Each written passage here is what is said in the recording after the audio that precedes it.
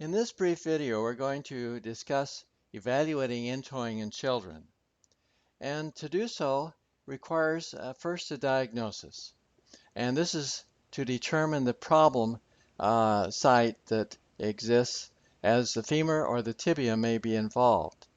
And for intoeing, is often due to metatarsus adductus, to toe abduction, to internal tibial torsion, or internal femoral torsion, or sometimes referred to as increased anaversion syndrome. Whereas external rotation is often due to infantile outtoeing, tibial external tibial torsion, or femoral retroversion or external femoral torsion. It's essential to establish a diagnosis, and we do this by the rotational profile examination because this gives us a diagnosis so we can predict the future. It reassures the parent, and it also identifies the rare problems that might require treatment later on. There's some things we should know. First of all, that in normal growth and development, both the femur and the tibia externally rotate, and this is normal pattern. And this results in some natural histories. And we look at metatarsus adductus, it gets better usually in the first couple of years. Internal tibial torsion gets better over the first 4 or 5 years. And femoral anaversion or anatorsion tends to get worse during early childhood, peaks off in mid-childhood, and then tends to get better and resolves in nearly all the cases. And we know this because of the normal values based on natural history. And we did this by studying about 1,000 extremities in normal children and a few adults. And we measured their various angles. As shown here in green is the normal range and red is average. And we looked at this for the foot progression angle, for the hip rotation, or for the thigh foot angle on the tibia. The other thing one should know is that the rotation is different and symmetry is different in parts of the extremity. For example, hip rotation is nearly always symmetrical, whereas the tibia is often asymmetrical. And that's probably due to the fact this may be an internal tibial torsion, may be due to the intrauterine position. We start with a screening examination, which has been the subject of a previous YouTube video, and to make sure there are no other problems present. And we establish the rotational profile, which tells us where the problem is and how severe it is. And we start up by watching the child walk. For mentioned, we do hip rotation and the thigh foot angle. And first of all, we estimate the foot progression angle. This is the angle between the axis of the foot and the line of progression. And one does this by observing the child walking and then focusing on one foot at a time and estimating the number of degrees of internal rotation or outtoeing of the child. And then we compare this with the normal values. And the normal value is that there's a lot of variety in terms of how much the kid toes in or toes out, and that it tends to remain relatively constant overall through most of infancy and childhood. We next do the prone examination for hip rotation. We put the child prone on the exam table or on the parent's lap, and we measure the amount of internal rotation, as shown in red, and external rotation by slightly flexing more leg than the other so they cross, and we get the external rotation. And if we get our values here, and we compare these with the normal range, we see that internal rotation tends to increase over childhood, early childhood, peaks out in mid-childhood, and it gets better. And this explains the natural history of increased femoral anaversion.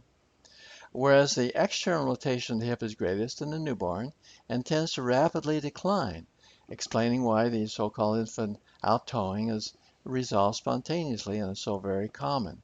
So these normal values are very important to keep in mind.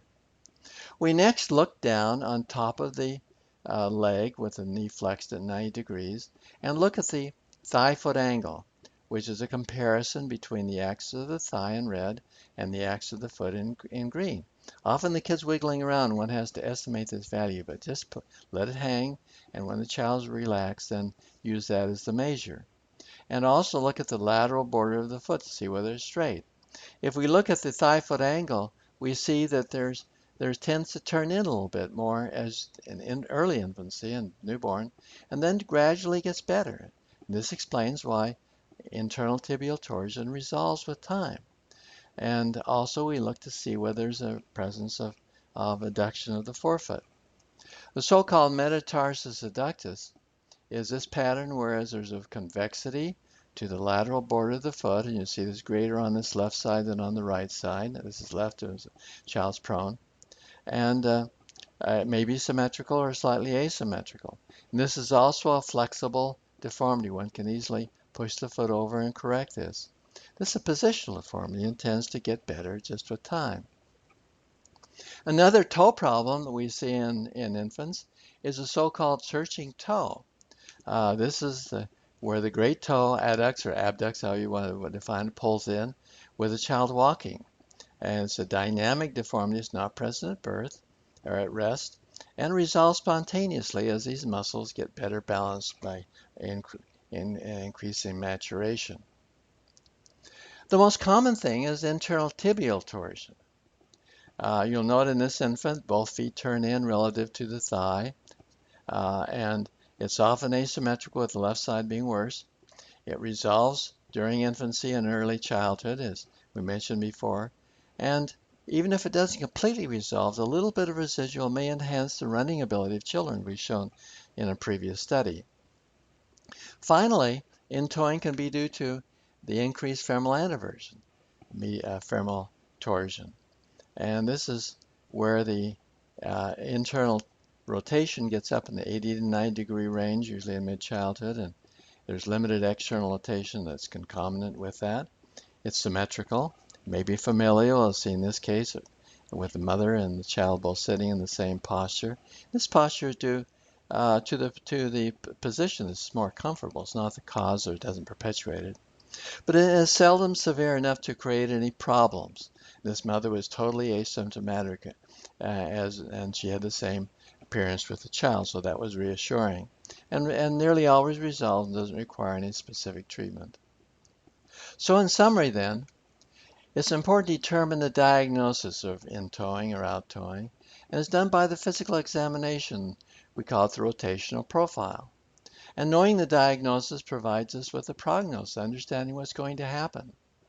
And nearly all intoeing resolves spontaneously. And the so-called treatment by special shoe inserts or braces or exercise or limiting sitting position are both unnecessary and ineffective, and therefore should be avoided.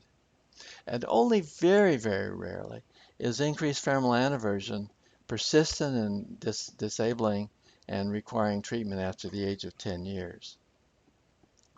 So if you want more of our free healthcare publications, go to our website.